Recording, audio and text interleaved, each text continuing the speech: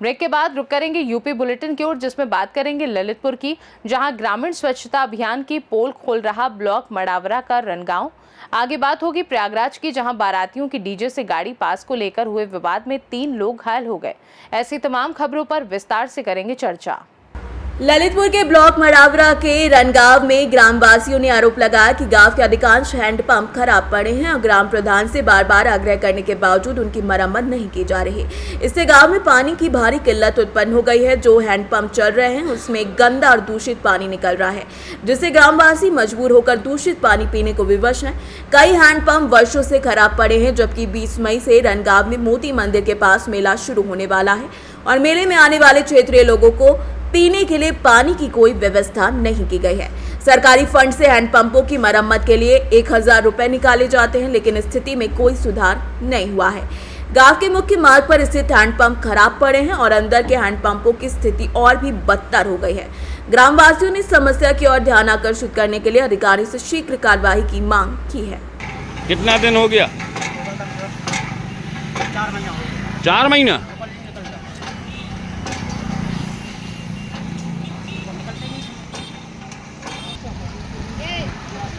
आपका नाम क्या है भैया? क्या? हल्के सैन। कहाँ के हो आप? अभी कहाँ खड़े हैं आप? अच्छा, ये हैंडपंप कब से नहीं चल रहा? 1 साल से ज़्यादा हो गया। ग्राम प्रधान से शिकायत नहीं की? क्या सुधार नहीं हुआ? ललितपुर से सीनियर संवाददाता राकेश कुमार वैद्य की रिपोर्ट। खबर प्रयागराज के कौंधियारा से है। अक्सर देखा जाता है कि शादी समारोह में द्वारचार के समय डीजे आदि को लेकर अक्सर विवाद होता है।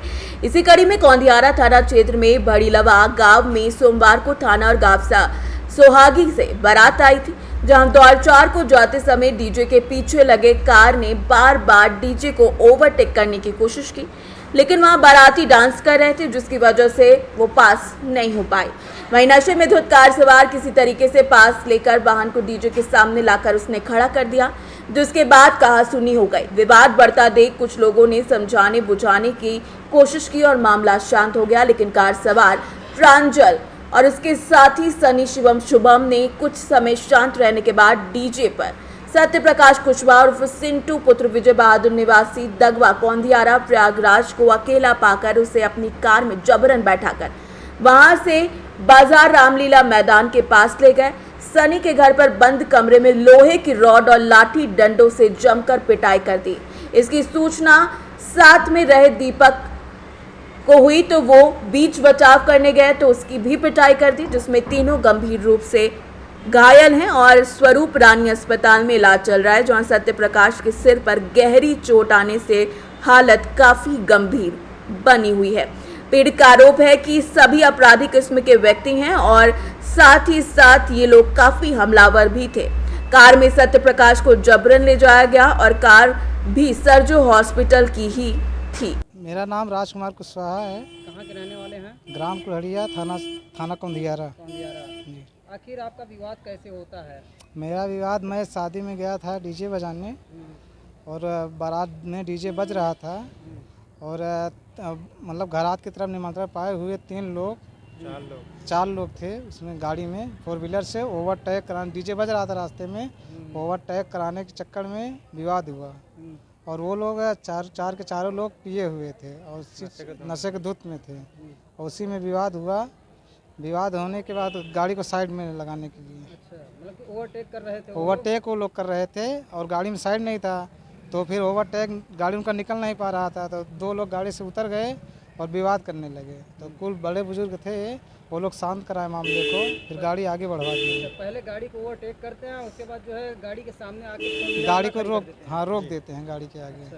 फिर उसके बाद आप लोग क्या करते हैं? जब कहासुनी होती है तो कहासुनी होती है, बड़े बुजुर्ग समझाते हैं, सब लोग शांत हो जाता है, वहाँ पे मामला शांत हो जाता है। फिर उसके बाद हम लोग वहाँ अपने कार्यक्रम में लग गए। हम लोगों का डीजे था, रिकॉर्डिंग का काम था और लोग उधर लग गए। फिर उसके बाद वो लोग मौका देख रहे थे, मौका को देखते हुए सिंटू हमारे भाई को उनको अकेला पा करके वो लोग उनको गाड़ी में भर के चले आए जारी बाजार में। और गाड़ी सरजो हॉस्पिटल की थी और सरजो हॉस्पिटल के स्टाफ थे उसमें साथ में, जिनका प्रांजल नाम था और सनी, शिवम और शुभम, ये चारों लोग थे। वहाँ से ये लोग उनको गाड़ी में भर के लेके आए, वहाँ पे ले जाने के बाद 15-20 लोग और वहाँ पे ले गए, कमरे में बंद कर दिए, तो 15-20 लोग कमरे में बंद कर दिए उनको। फिर उसके बाद सूचना मिलने पे हम लोग पीछे गए उनको ढूंढने के लिए। आप लोग कहाँ थे जब आपके भाई को वो लोग किडनैप करके लेके जा रहे थे कार में भरकर, तो आप लोग कहाँ थे? उस समय हम लोग रिकॉर्डिंग का काम कर रहे थे, उधर जयमाल की तरफ थे। अच्छा, मतलब आप लोग वीडियो रिकॉर्डिंग वही जी जी।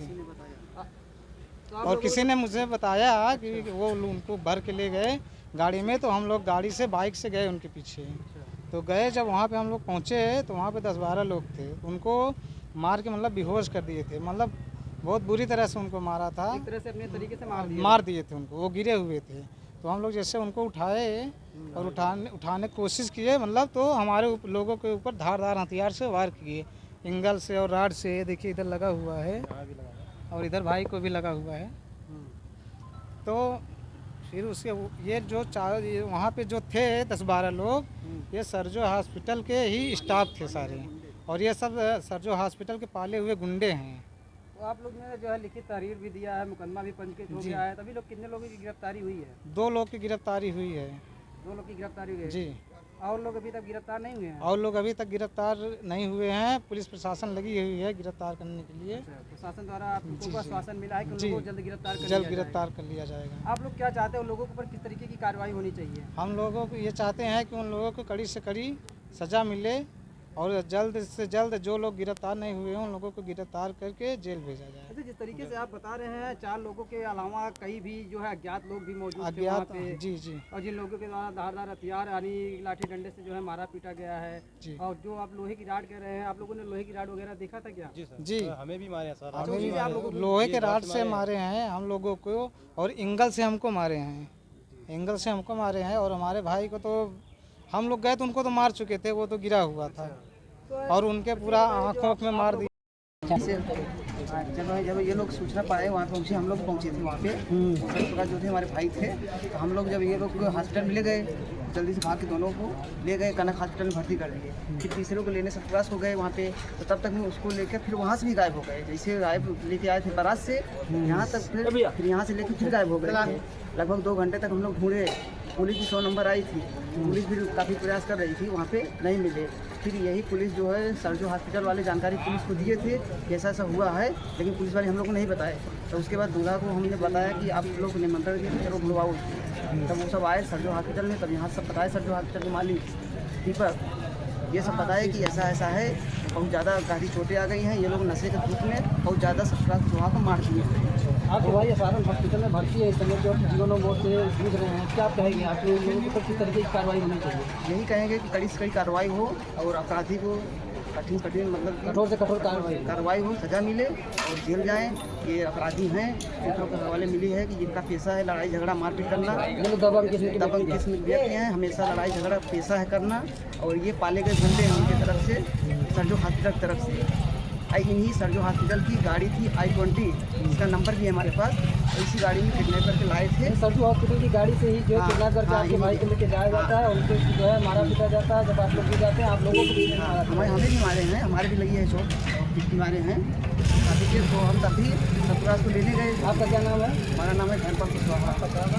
कहाँ के रहने वाले हैं आप? हैं दगवा के रहने वाले हैं। सरप्रकाश भाई के। अच्छा, आप लोग जो है वहाँ पे वीडियो रिकॉर्डिंग और DJ रोलाइट का कार्य करते हैं, वहाँ पे जो है ऑर्डर हम लोग को जैसे सूचना मिली किडनैप करके ले गए हैं, तभी से हम लोग कई लोग पीछे फिर गए। पहले तो ये 2 लोग पहुँचे, 3 लोग मार चुके थे, इन लोग हम ही ले गए एडमिट किए, फिर उनको लेने गए, बाइक से 3 लोग नहीं ले पाए, फिर हम ही गए थे लेने। तो वहाँ तब गए, फिर दोबारा तो गायब कर चुके थे। गाँव कौन सा है आपका? दगवा का। बारात कहाँ पे गई थी? बारात भड़िलवा में आई थी, सोहागी से आई थी भड़िलवा में। बुआ के लड़के इससे रिलेशन की बारात, का रिलेशन में है। थाना कौन सा लगता है? थाना कंडियारा लगता है, तहसील बारा लगता है, जिला प्रयागराज। ठीक। प्रयागराज से सीनियर संवाददाता अंशु कुशवाहा की रिपोर्ट। राष्ट्रीय लोक दल के जिला कार्यालय अल्पसंख्यक प्रकोष्ठ पर किसानों के मसीहा बाबा महेंद्र सिंह टिकैत की पुण्यतिथि के अवसर पर एक कार्यक्रम आयोजित किया गया। इस कार्यक्रम में प्रदेश महासचिव मोहम्मद उस्मान बबलू के नेतृत्व में जनपदों से आए पार्टी कार्यकर्ताओं ने बाबा महेंद्र सिंह टिकैत के चित्र पर माल्यार्पण कर उन्हें श्रद्धांजलि अर्पित की।